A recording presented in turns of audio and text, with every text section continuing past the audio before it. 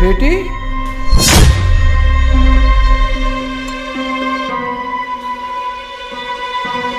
ओए, कौन है तू? और बिना पूछे घर के अंदर कैसे आ गया? अरुण नहीं। अरे क्या नहीं मिस्टी, तुम अपने घर में ऐसे किसी को आने देती हो क्या? ऐसी है कहीं भी मुंह उठा के चले आते हैं। और मुझे तो ना ये शकल से भिखारी लग रहा है, कुछ मांगने आया हुआ ये। थोड़ी देर रुक के नहीं आ सकता था क्या? सारा बना बनाया मूड खराब कर दिया। गलती होगी साहब जी, बहुत बड़ी गलती, माफ कर दीजिए। आगे से मैं यहाँ देखूंगा भी नहीं। पापा रुक जाइए। मिस्टी, ये क्या कह रही हो? ये तुम्हारे पापा हैं? अरे यही तो मैं तुम्हें बताने वाली थी, लेकिन तुम मेरी सुनते ही कहाँ हो। सब कुछ बिगाड़ दिया तुमने। सॉरी यार, मुझे ना पता नहीं था। पापा, आप तो कल आने वाले थे ना, फिर आज कैसे? काश के बेटी मैं कल ही आता तो अच्छा होता। आज आने के बाद यहाँ जो मैंने देख लिया, ये तो देखने को नहीं मिलता। शाबाश बेटी, बहुत अच्छे से नाम रोशन कर रही है तू मेरा, अपनी माँ का, अपने गांव का, सबका अच्छे से नाम रोशन कर रही है तू। सबकी उम्मीदों से बहुत अच्छे से खेल रही है।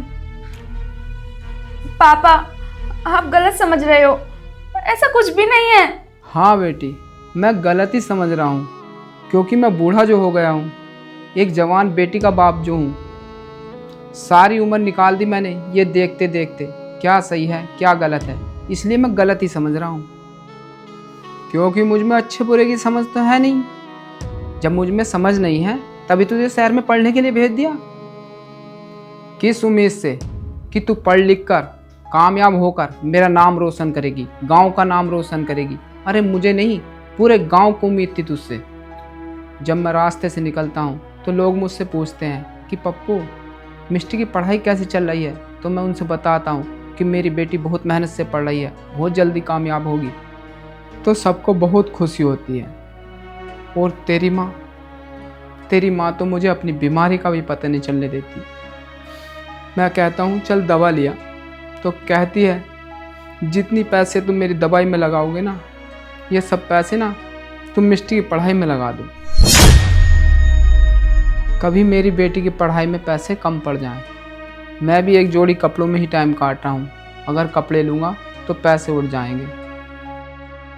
इससे अच्छा तो ये पैसे मैं तेरी पढ़ाई में लगा दूँ।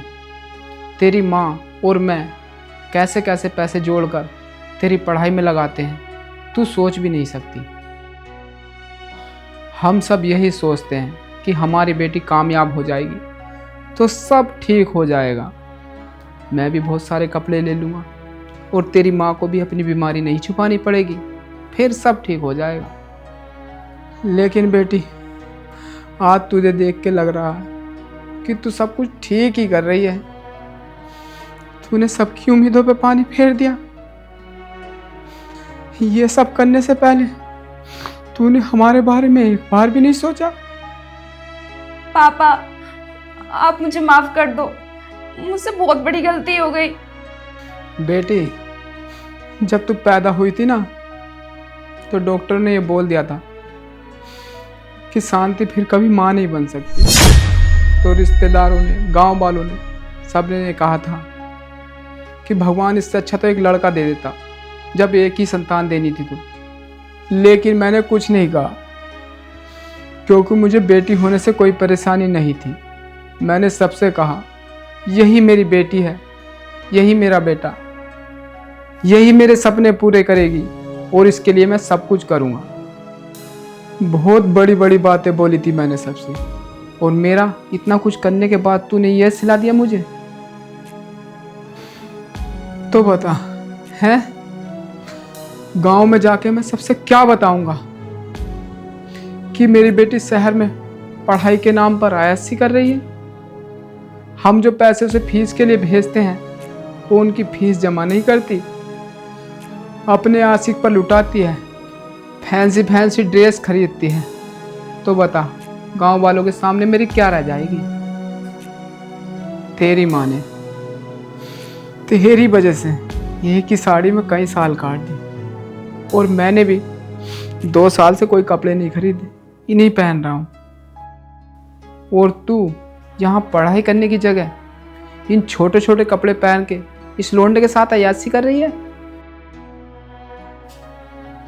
मैं तो कल ही आने वाला था, क्योंकि तूने ये बोलकर हमसे 50,000 रुपये मांगे थे कि मेरी कॉलेज की फीस जमा होगी, ये जमा होगा, वो जमा होगा। हमारे पास तो इतने पैसे थे नहीं, तो हमने अपना घर गिरवी रख दिया। उसने पैसों के लिए कल के लिए बोला था, इसलिए मैंने तुझसे पैसे लेके कल को आने के लिए कहा था। लेकिन पता नहीं उसके मन में क्या आया, उसने पैसे कुछ देर बाद ही दे दिए। और मुझे कल कुछ काम भी था, इसलिए पैसे लेकर मैं आज ही आ गया। पैसे चाहिए थे ना तुझे, तो ये ले। और ये ना आखिरी बार है, क्योंकि एक ही घर था हमारा, वो भी हमने गिरवी रख दिया। और एक ही बेटी थी हमारी, वो भी हमारे लिए हमेशा हमेशा के लिए मर गई। मैं गांव में जाके बोल दूंगा कि मेरी बेटी अब नहीं आएगी, क्योंकि वो इस दुनिया में नहीं रही। पापा आप प्लीज मुझे माफ कर दो, मुझसे गलती हो गई। लेकिन अरुण ना बहुत अच्छा लड़का है, ये शादी के बाद ना आपका और मम्मा का और मेरा बहुत अच्छे से ध्यान रखेगा। मिष्टी, ये क्या कह रही हो तुम? तुमसे शादी? अब तो बिल्कुल भी नहीं। अरे तुम क्या बोलती थी मुझसे कि मेरे पापा बहुत रिच है, हमारा ये बिजनेस है, हमारा वो बिजनेस है, और सच्चाई सच्चाई ये निकली।